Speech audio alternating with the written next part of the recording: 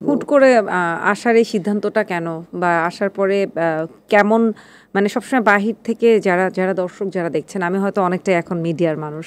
কিন্তু যারা দর্শক যারা দেখছেন তাদের কিন্তু মিডিয়া জগৎ নিয়ে নানা জনের নানা কথা, নানা হুম, মত। হুম, হুম। অনেকে মনে প্রাণে আপনার ওরকম বিশ্বাস করেন যে ঘুষ না দিলে অ্যাওয়ার্ডও পায় না, আবার শোতেও যায় না, এমন নানান কথা থাকে। হুম, হুম। আপনি যেহেতু হুট করে বললেন যে মিডিয়াতে আসা, তখন এসে আসলে কেমন অভিজ্ঞতার সম্মুখীন হতে হয়েছিল বা কতটা বাজে অভিজ্ঞতা, বাজে সিচুয়েশন ফেস করতে হয়েছিল?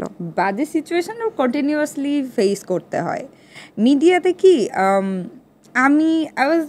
আমি যখন মিডিয়াতে আসছি আই ওয়াজ টিনেজ অ্যান্ড আমি খুবই সিম্পল একটা মেয়ে ছিলাম যে যার ওয়ার্ল্ডটাই ছিল আসলে ইউনিভার্সিটি, বাসা, আমার রিলেটিভস।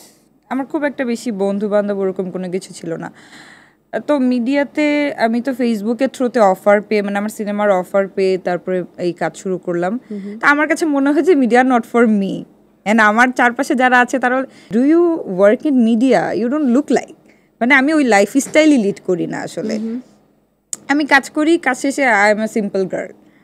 হ্যাঁ, আমি দেখা গেছে যে আমি এই রিক্সায় করে এখানে এটা চলে তো যাচ্ছি। মানে খুব র্যান্ডম, কিন্তু যে হ্যাঁ, বাজে অভিজ্ঞতাগুলো কথা জানতে চাচ্ছিলাম, কোনো স্পেসিফিক কিছু মনে পড়ে যেটা আপনি ভুলবেন না? শুরুর দিকের কিছু ভালো লাগা আবার কিছু খারাপ লাগা রয়ে যায় যেটা মানুষ ভুলতে পারে না, এরকম কিছু আছে? ভালো লাগা ছিল যে হ্যাঁ আমি কাজ করছি, আমাকে সবাই খুব অ্যাপ্রিসিয়েট করছে, মোটিভেট করছে, fine.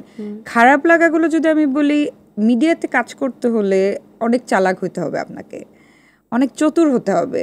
You have to know politics, you have to know game, যেগুলো আমি জানি না, যেগুলো আমি জানতামও না আসলে। আমি ওয়াজ লাইক, আমি এমন একটা ফ্যামিলি বা ব্যাকগ্রাউন্ড থেকে আপনার আসছি। সাথে কেউ এরকম গেম খেলার চেষ্টা করেছে? অনেক অনেক হিউজ। যেমন? ফিল্ম ইন্ডাস্ট্রিতে তো মানে অল ওভার ইন মিডিয়া সবার সাথেই, এভরিওয়্যার দেয়ার ইজ সিন্ডিকেট। কখনো এমন হয়েছে যে আপনার যে সিনেমাটা করার কথা, সেখানে আপনি জানেন আপনি সাইন করবেন, অন্য কেউ সিনেমা নিয়ে নিয়েছে?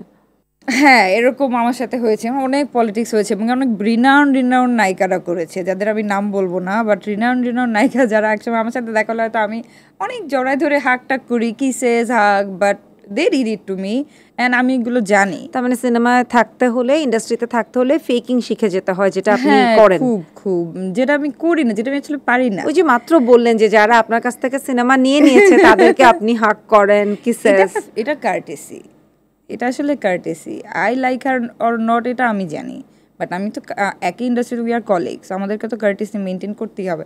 এখন আমি দেখা হলে তো বলতে পারবো না এটা তো আর করতে পারছি না, so we have to do this, because আমাদের প্রত্যেক প্রোগ্রামেই দেখা হয়, সবার সাথে দেখা হয়। অ্যান্ড আমি এমন একটা মানুষ, আমি সবার ওয়েল উইশার। আমি না পারি না মানুষকে নিয়ে ব্যাড চিন্তা করতে, যে আচ্ছা ঠিক আছে ওর কাজ ও করতেছে, আমার কাজ আমি করতেছি, এমন না যে কিভাবে ওর কাজটা কেড়ে এনে এখানে আমি করতে পারি বা তাকে রিমুভ করে আমি ঢুকতে পারি, এইগুলো আমার সাথে অনেক হয়েছে। এবং আমার এখন সিনেমা থাকার কথা 10টা, সেখানে অনেক গেম টেম হয়েছে। এখন তাহলে আছে কয়টা? এখন 5টা আছে। তো আমি সিনেমা অনেক আমি অনেক অসংখ্য সিনেমা, মানে অর্ধেক সিনেমা গেমের কারণেই হাত থেকে গেমের কারণে ছিটকে গেল।